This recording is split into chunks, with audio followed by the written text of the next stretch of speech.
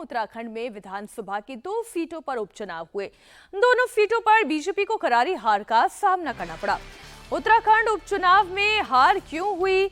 Badrinath seat BJP आखिर क्यों हार गई? इस पर मंथन के लिए आज देहरादून में बड़ी बैठक हो रही है।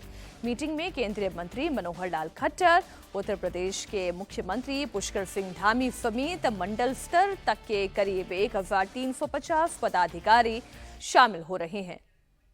उपचुनाव में हार के बाद उत्तराखंड में कैसे होगा बेड़ा पार, इस बात को लेकर चर्चा की जा रही है। हालांकि इस वक्त जो है वो महामंथन का ही है। पहले उत्तर प्रदेश में हमने महामंथन होते देखा, ठीक ऐसा ही अलग अलग राज्यों में भी हो रहा है। उत्तराखंड के लिए ये महामंथन इसलिए महत्वपूर्ण हो जाता है कि उपचुनाव में जो बीजेपी को हार मिली, 2 सीटें थी, दोनों ही सीट बीजेपी ने गंवा दी। तो ऐसे में अब चर्चा की जाएगी, मंथन किया जाएगा, हार के पीछे के कारणों को तलाशा जाएगा।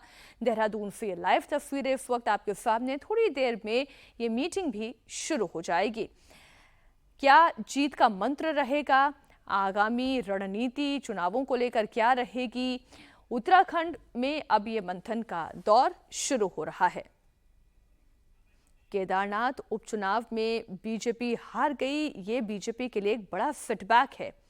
आपको बता दें, उत्तराखंड में बद्रीनाथ और मंगलौर सीट पर उपचुनाव हुए। दोनों ही सीटों पर बीजेपी की हार हुई और कांग्रेस ने दोनों सीट पर जीत दर्ज की। और सबसे ज्यादा चर्चा तो बद्रीनाथ सीट की हो रही है। बद्रीनाथ सीट पर 2022 से पहले बीजेपी का कब्जा रहा था, लेकिन 2022 चुनाव में कांग्रेस के राजेंद्र भंडारी यहां से जीते।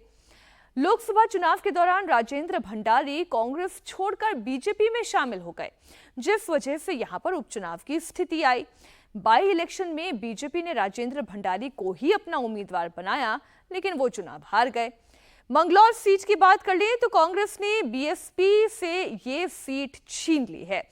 यहां से बीएसपी के सरवर अंसारी विधायक थे, लेकिन उनके निधन की वजह से ये सीट खाली हो गई थी। अयोध्या के बाद बद्रीनाथ में हार पर बीजेपी ऑपोजिशन के टारगेट पर है। अयोध्या में राम मंदिर के बावजूद बीजेपी की हार हो गई।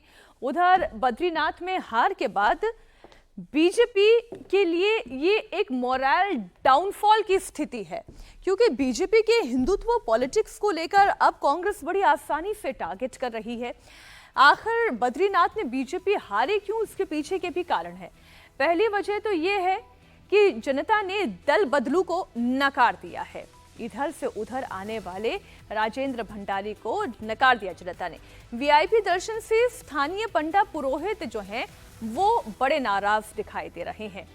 तीसरी वजह आपको बता दें, तीसरी वजह है रिवर फ्रंट को लेकर। रिवर फ्रंट डेवलपमेंट से लोगों को खासी नाराजगी है। तीसरा कारण ये रहा।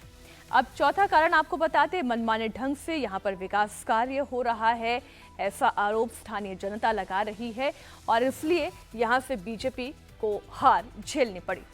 बीजेपी बद्रीनाथ में तो हारी ही, मंगलौर का किला भी वो फतेह नहीं कर पाए। मंगलौर से कांग्रेस के काजी निजामुद्दीन ने जीत दर्ज की। उन्होंने 422 वोट से बीजेपी के करतार सिंह भड़ाना को हरा दिया है। कांग्रेस को यहां पर 37.91% वोट मिला, वहीं बीजेपी को 37.4% वोट मिला। उत्तराखंड की मंगलौर वो सीट है जो बीजेपी कभी नहीं जीत पाई है। इसकी सबसे बड़ी वजह यहां का जातीय समीकरण है। यह मुस्लिम बहुल इलाका है, मुस्लिम के बाद दलित आबादी सबसे ज्यादा है, इसलिए यहां से कांग्रेस और बीएसपी ही लगातार जीतती आई है।